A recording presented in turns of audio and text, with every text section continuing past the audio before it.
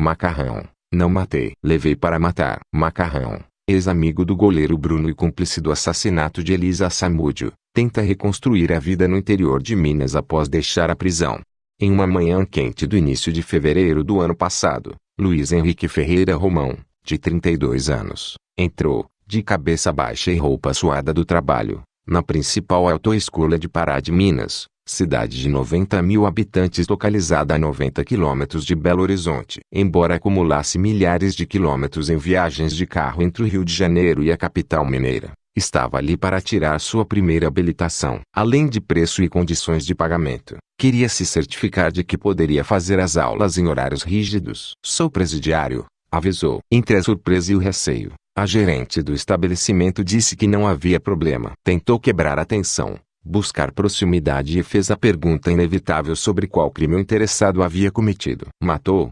Perguntou. Romão ergueu os olhos e, sem titubear, confessou com desconcertante segurança. Não. Eu levei para matar. 30 quilos mais magro e sempre de boné para esconder a recente calvície. Romão, para seu alívio, não tem sido reconhecido nas ruas. Em julho de 2010, ele se tornou personagem de um dos crimes de maior repercussão do país, o desaparecimento e o assassinato da modelo Elisa Samúdio, uma das amantes de Bruno Fernandes, então goleiro do Flamengo, com quem teve um filho. Com seu rosto rechonchudo, ele ficou identificado como Macarrão, o fiel amigo e cúmplice do então atleta. Macarrão limpa carros em lava-jato improvisado. Recorre à publicidade em redes sociais e a preços menores contra concorrentes formais. Foto: Edilson Dantas, Agência O Globo. Macarrão limpa carros em lava-jato improvisado. Recorre à publicidade em redes sociais e a preços menores contra concorrentes formais. Foto: Edilson Dantas, Agência O Globo. Em uma manhã quente do início de fevereiro do ano passado, Luiz Henrique Ferreira Romão, de 32 anos, entrou, de cabeça baixa e roupa suada do trabalho, na principal autoescola de Pará de Minas, cidade de 90 mil habitantes localizada a 90 quilômetros de Belo Horizonte. Embora acumulasse milhares de quilômetros em viagens de carro entre o Rio de Janeiro e a capital mineira, estava ali para tirar sua primeira habilitação. Além de preço e condições de pagamento, queria se certificar de que poderia fazer as aulas em horários rígidos. Sou presidiário, avisou. Entre a surpresa e o receio, a gerente do estabelecimento disse que não havia problema. Tentou quebrar a tensão, buscar proximidade e fez a pergunta inevitável sobre qual crime o interessado havia cometido. Matou?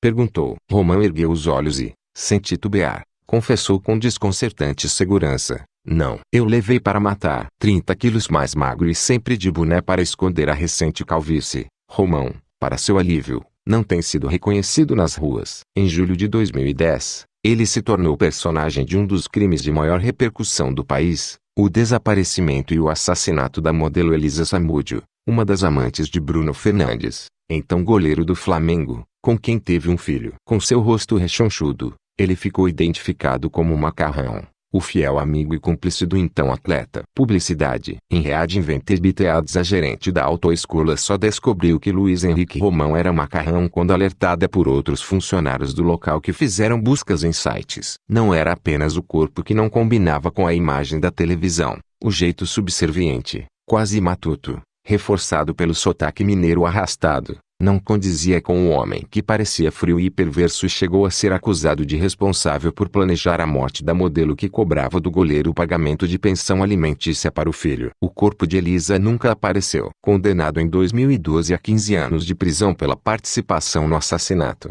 Romão passou 7 anos e 8 meses atrás das grades. Foram 6 anos no presídio de segurança máxima Nelson Hungria, em Contagem, na região metropolitana de Belo Horizonte, onde ocupava uma cela individual. Em junho de 2016, foi transferido para a penitenciária Dr. Pio Canedo, em Pará de Minas, para ter o benefício de trabalhar durante o dia e voltar à prisão para dormir em uma cela com outros 17 detentos. Em 2 de março, conseguiu o direito ao regime aberto por bom comportamento. Não sou aquele monstro. Meu nome não é Macarrão. Eu sou Luiz Henrique. Sempre fui moleque bom, trabalhador. Repetiu como um mantra ao encontrar-se com Época pela primeira vez nos fundos da Igreja do Evangelho Quadrangular, no dia em que completava um mês de liberdade. Era uma segunda-feira à noite, e 20 fiéis haviam acabado de fazer um estudo bíblico. Romão entrou pela porta lateral da igreja, Cumprimentou uma mulher pelo aniversário e foi saudado por pessoas que ainda estavam ali. Ficou meio amedrontado quando se deu conta de que tinha visitas. Roman ganhou o apelido de Macarrão nos campinhos de terra da periferia de Ribeirão das Neves, região metropolitana de Belo Horizonte. Os cabelos compridos encaracolados,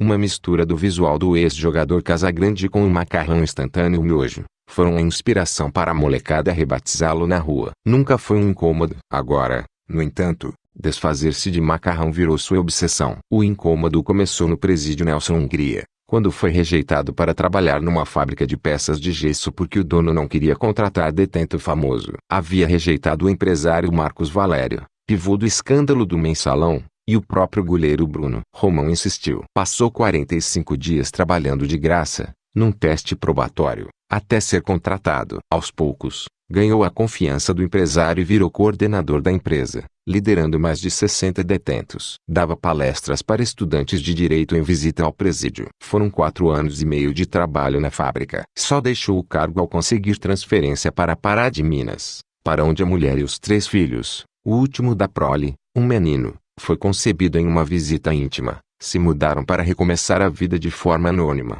após terem problemas em 2 outras cidades. Em Pará de Minas, a família começou a frequentar a igreja do Evangelho Quadrangular. Apenas o pastor Luiz Paulo Marques sabia sua história. Quando Romão progrediu para o regime semiaberto, o pastor saiu pelo comércio local pedindo emprego para ele. Ninguém quis dar. Irritada, uma empresária mandou que o religioso o contratasse. O pastor acatou a sugestão e empregou Romão como zelador. Durante um culto, fez o anúncio na igreja, para cerca de 300 pessoas. Naquela noite de setembro de 2016, pelo menos 20 fiéis deixaram a igreja revoltados e não voltaram mais. Eu prego o amor, disse o pastor. Que amor é esse se eu não estendesse uma mão para um homem que busca se regenerar? Na igreja, Romão varre, passa pano, lava banheiros, pinta paredes e faz pequenos reparos. Apenas 5 meses depois de conseguir o trabalho, ele foi à autoescola. A gerente topou dividir o valor da habilitação, R$ 1.600, em 10 vezes,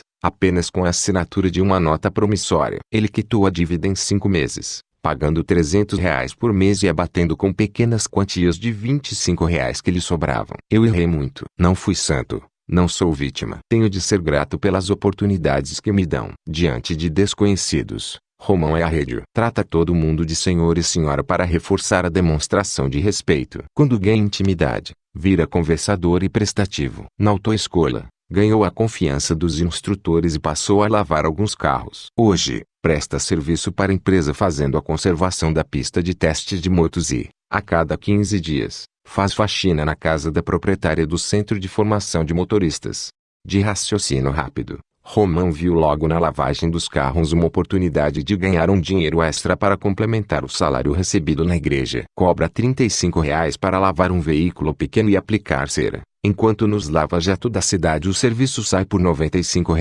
Oferece aos clientes buscar o carro sujo e devolvê-lo limpo pontualmente no horário combinado. Para agradar, faz uma montagem de fotos com o antes e o depois do veículo e divulga seus serviços no Instagram e no WhatsApp. A freguesia cresceu rápido, e um conhecido da igreja cedeu um pedaço da área externa de sua serralheria para ele trabalhar. Nas semanas boas, lava 6 veículos. Nos intervalos, aproveita para vender tênis e chinelos falsificados, chamados no mercado informal de réplicas. O objetivo de Romão é poder sustentar a família sozinho. Atualmente, mora com a mulher e os 3 filhos em uma casa com os sogros, 2 avós, uma tia e 2 cachorros vira-latas. Romão fica com a responsabilidade de pagar a água, a luz e a internet, uma conta mensal de quase R$ 700. Gosta de negócios. Ainda na cadeia, fez cursos profissionalizantes noturnos de informática, fluxo de caixa e outras técnicas de administração de empresas. Pastor fez apelo para que fiéis dessem emprego ao Macarrão. Como a estratégia não funcionou,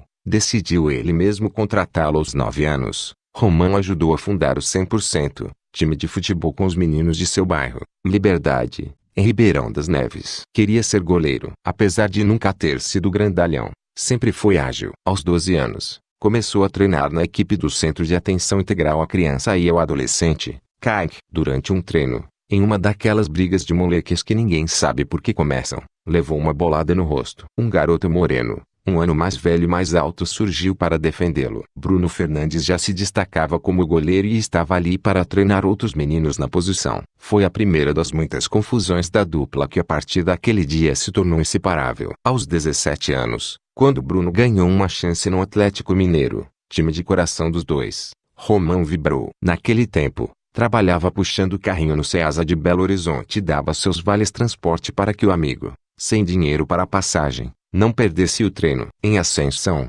Bruno logo passou a receber um salário de R$ 25 mil e começou a experimentar os privilégios da vida de jogador profissional em Belo Horizonte. Enquanto Bruno construía sua carreira em campo, Romão seguia trabalhando no Ceasa, mas já começava a ficar conhecido nos bastidores do futebol mineiro pela amizade. Com a falta de habilidade do goleiro para a vida burocrática, Romão ajudava pagando contas e fazendo compras no supermercado para a família. Após a saída conturbada do Atlético Mineiro e uma passagem relâmpago pelo Corinthians, Bruno foi contratado pelo Flamengo em setembro de 2006. No ano seguinte, foi elevado à categoria de ídolo da torcida ao defender 2 pênaltis na final do Campeonato Carioca contra o Botafogo. Sempre bem posicionado, rápido na saída de gol e na reposição da bola, além de habilidoso também com os pés, passou a ser cotado para a seleção brasileira. Hoje, Romão admite que, se sobrava talento a Bruno, faltavam-lhe dedicação e disciplina. Finalmente havia chegado a hora de recompensar o amigo de infância, e Bruno contratou Romão por R$ 2.000. A princípio, ele cuidava da família do goleiro que ficara em Ribeirão das Neves. No início de 2009, Romão se mudou definitivamente para o Rio de Janeiro com a missão de dar o mínimo de equilíbrio à rotina desenfreada de sexo, luxo e festas com pagode de Bruno. Segundo Romão, com um salário de cerca de R$ 103 mil, na ocasião o goleiro devia R$ 120 mil em roupas. Passou a receber o salário do atleta, a pagar contas e a cuidar até do cardápio do amigo goleiro. Tinha como missão também administrar todas as mulheres da vida do goleiro. Na época, Bruno tinha uma mulher em Belo Horizonte, uma noiva e uma amante no Rio, além de outras meninas que conhecia em festas de outros jogadores. Foi em uma dessas que surgiu Elisa Samúdio, em maio de 2009. Romão afirmou só ter sabido da garota mais tarde, quando ela apareceu grávida e Bruno confidenciou o problema. Em outubro de 2009, a modelo foi à delegacia da mulher, no Rio de Janeiro, denunciar que o goleiro, acompanhando de Romão e de outros 2 homens, ameaçou de morte. Em depoimento em vídeo ao Jornal Extra, a modelo contou que o goleiro obrigou a tomar um remédio abortivo e colocou uma arma em sua cabeça. Romão aproveitava a boa fase. Embora recebesse um salário de R$ 2.000, ganhou do amigo um New Beatle e depois um Tucson. Muitas vezes, Bruno lhe dava o bicho, prêmio em dinheiro pago aos jogadores após uma vitória. Tinha passe livre em shows de pagode de artistas como Arlindo Cruz, Mumuzinho e Revelação. Aprendeu a apreciar paleta de cordeiro com geleia de hortelã em churrascarias da Barra da Tijuca e do Recreio dos Bandeirantes, a viajar de avião, a usar cordões de ouro e a se vestir com roupas de marca. A proximidade com o ídolo lhe abria portas. Eu tenho certeza de que fiz um excelente trabalho com o Bruno. Fui chamado para trabalhar com 2 jogadores e pensava em virar empresário, diz. Romão resolveu eternizar a parceria e a devoção ao amigo nas costas tatuando um trecho de uma música do grupo Fundo de Quintal. Bruno e Maca. A amizade nem mesmo a força do tempo irá destruir. Ele ainda acrescentou, amor verdadeiro. No dia 8 de julho de 2010. Quando Romão tirou a camisa para fazer a foto do registro no sistema penitenciário de Minas Gerais, a tatuagem foi revelada. Surgiram ali as primeiras insinuações de que a amizade poderia ser também um relacionamento amoroso. Mais tarde, um dos advogados de Bruno, Rui Pimenta, disse que Romão poderia ter assassinado Elisa Samúdio por ciúme. É a maior mágoa de Romão. Durante todo o tempo em que passou preso, não tirou a camisa, nem mesmo em dias mais quentes, para evitar piadas. Nada contra homossexuais, mas eu sempre fui irmão, disse, esticados sobre o banco traseiro de um Ford Ka, enquanto aspirava o interior do carro. Sou casado, pai de família. Eu só pensava nos meus pais e na minha mulher lendo isso. Romão vai tatuar uma águia por cima da marca incômoda. A amizade ruiu logo após o crime. No avião em que foram transferidos do Rio para Minas, em 8 de julho, Bruno creditou a Romão o sumiço de Elisa. As imagens gravadas pela polícia foram exibidas no programa Fantástico, da TV Globo, e vistas pelos 2 na penitenciária Nelson Hungria. Bruno desculpou-se. Romão seguiu confiando nele. Foi orientado pela defesa do goleiro a ficar em silêncio. Tinha certeza de que não seria abandonado pelo amigo. Só se deu conta de que estava sozinho no dia 11 de abril de 2011, às 11h30, quando os dois foram para pavilhões separados no Nelson, Hungria. A última conversa entre eles é um segredo que Romão diz ter compartilhado só com a mulher. Ouviu que não precisava ouvir. Sempre fui amigo e honesto com o Bruno. Nunca precisei tirar um centavo dele. Às vésperas de seu julgamento, em novembro de 2012, Romão chegou cansado do trabalho na fábrica de gesso. Neto de um pastor presbiteriano, voltou a orar e a ler a Bíblia antes de dormir para aplacar a angústia. Disse que,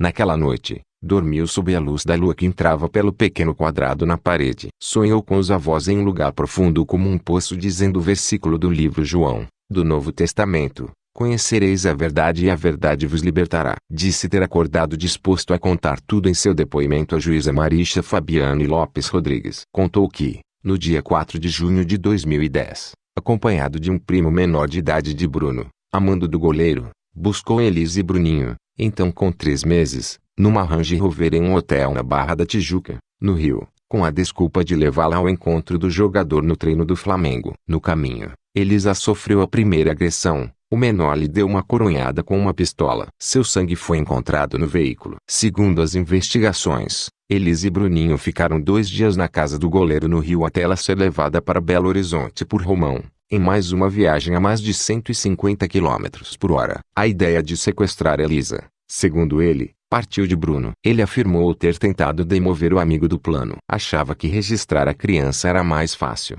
mas não foi capaz de dizer não ao jogador. Tinha medo de perder a boa vida que levava. Pior que o dinheiro ao poder. Fui ganancioso. Segundo ele, Bruno disse que sabia o que estava fazendo e resolveria o problema. O dia marcado para Elisa morrer foi 10 de junho, uma quinta-feira. Romão foi incumbido, acompanhado do menor, de levar Elisa a seu algoz. Na versão da justiça, a desculpa dada a Elisa era que receberia o dinheiro prometido por Bruno. Num Ford EcoSport prata, Macarrão saiu do sítio em Esmeraldas e dirigiu 50 quilômetros em silêncio até um ponto de táxi próximo à Toca da Raposa, centro de treinamento do Cruzeiro em Belo Horizonte.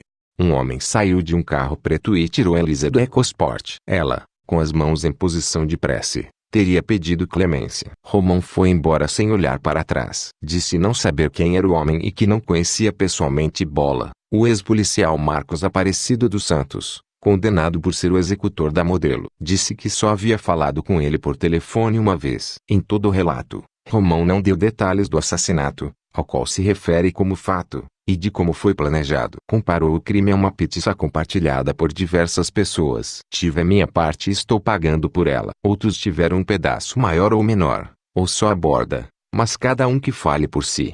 Tudo o que aconteceu depois de ter deixado Elisa é a história que ele disse não saber contar, mas também não quis saber. Quando se comete um crime, é melhor perguntar pouco para saber menos ainda, afirmou. Ele nega a versão do menor que afirmou ter visto uma mão de Elisa ser atirada a cães rottweilers. Aquilo é uma loucura. Se depender de Romão, a morte de Elisa e onde está seu corpo seguirão como um mistério. Ao contar sua versão da história, ele evitou mencionar os nomes dos envolvidos. Em 4 encontros com Época, mencionou o nome de Elisa apenas uma vez e só se referiu a Bruno como ex-patrão. Cheio de mágoa, tem certeza de que ter deixado de ser amigo de Bruno para ser seu funcionário foi o início do fim. Eu fui o maior puxa-saco que este mundo já conheceu. Com Bruno, Romão conheceu a glória do futebol e o inferno da prisão. Isso não foi suficiente para ele deixar de gostar de bola. Pelo menos 2 vezes por semana, joga com o pessoal da igreja. Para entrar em quadra ou em campo, tira do armário uma calça de goleiro e o meião do Flamengo, tudo o que lhe restou da amizade com Bruno. Em casa, treina o filho de 5 anos assim que chega do trabalho. Vibra ao ver que ele já chuta com as 2 pernas e, como o garoto de cabelos do Macarrão do campinho de terra de Ribeirão das Neves, volta a sonhar com o futebol.